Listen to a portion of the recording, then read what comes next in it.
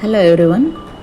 Bharat scouts and గైడ్స్లో భాగంగా Rajampet ZP girls high స్కూల్లోని గైడ్స్ పిల్లలు వాళ్ళు నేర్చుకున్నటువంటి విద్యని రియల్ లైఫ్లో ఎలాగ అప్లికేషన్లో పెట్టాలి అనేసి భాగంగా నాట్స్, క్లోవ్ స్టిచ్ ఉపయోగించి ఒక చిన్న ఎక్స్టెన్షన్ టెంట్ని వేస్తున్నారు.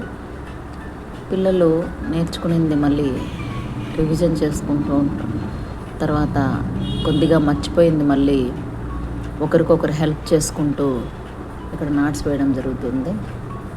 సో ఫస్ట్ ఒక 2 పిల్లర్స్ లేదా 2 ట్రీస్కి ఎక్స్టెన్షన్ టెంట్ ఎలాగా. సో ఇట్లా ఇక్కడ ఉన్నటువంటి 2 టేకు చెట్లని ఆధారంగా తీసుకొని ఒక రోప్ అనేది క్లోవ్ హిచ్తో ఫస్ట్ నాట్ వేశారు.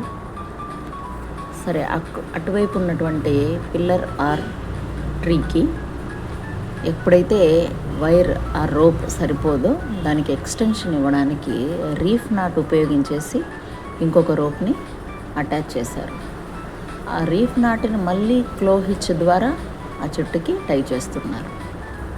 ఓకే, సో ఇక్కడ పిల్లలు ఎలాగుంటారంటే పని చేసే వాళ్ళు ఒకరిద్దరు ఉంటే ఇన్స్ట్రక్షన్ ఇచ్చే వాళ్ళు ఎక్కువ మంది ఉంటారు. సో ఇక్కడ క్లోవ్ హిచ్తో దాన్ని మళ్ళీ టైట్ చేసుకునేసి ఆ టెంట్ వేయడానికి కావాల్సినటువంటి ఫస్ట్ స్టెప్ని బేస్ని వేసుకుంటున్నారు.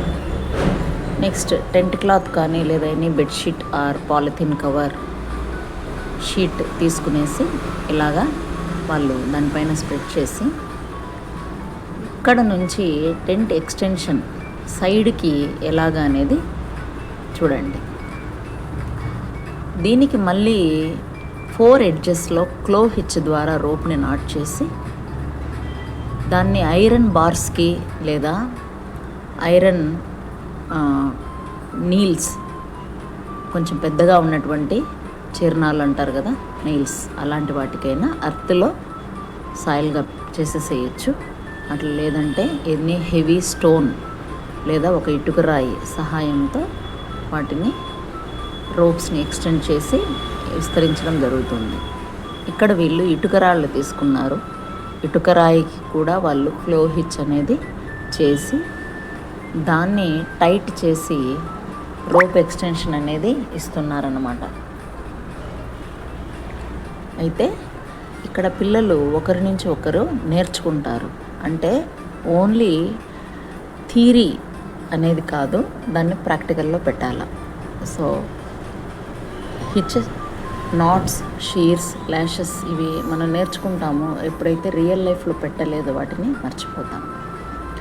అప్పుడప్పుడు ఇలాగా పెట్టిస్తూ ఉంటే వాళ్ళు కూడా గుర్తుపెట్టుకుంటారు, ఇంకొకరికి కూడా వాళ్ళు నేర్పించడానికి వీలవుతుంది. ఓకే, సో ఇటుక రాళ్ళకు వాళ్ళు ఎక్స్టెన్షన్ చేసి ఆ టెంట్ని స్ప్రెడ్ చేయడం అనేది జరిగింది. సో ఇది టెంపరరీ ఎక్స్టెన్సివ్ టెంట్ అన్నమాట. సో ఇందులో మనకు ఎనీ ఎమర్జెన్సీ కానీ ఎనీ ఎమర్జెన్సీ షెల్టర్ తీసుకోవాలన్నా కూడా ఇలాంటివి మనము వేసుకోవచ్చు. ఓకే, సో పిల్లలు చాలా యాక్టివ్గా ఇంట్రెస్ట్గా పాల్గొన్నారన్నమాట. ఓకే, ఇలాంటివి అప్పుడప్పుడు వాళ్ళకి కొంచెం ఎంటర్టైన్మెంట్గా కూడా ఉంటాయి. ప్లస్ ఆ డే అంతా కూడా క్లాస్ రూమ్లో కూర్చొని చదువుకున్నటువంటి స్ట్రెయిన్లో నుంచి అప్పుడప్పుడు కొంచెం ఇలాంటి ఆట విడుపు అనేది ఉంటుంది. జై హింద్, జై భారత్.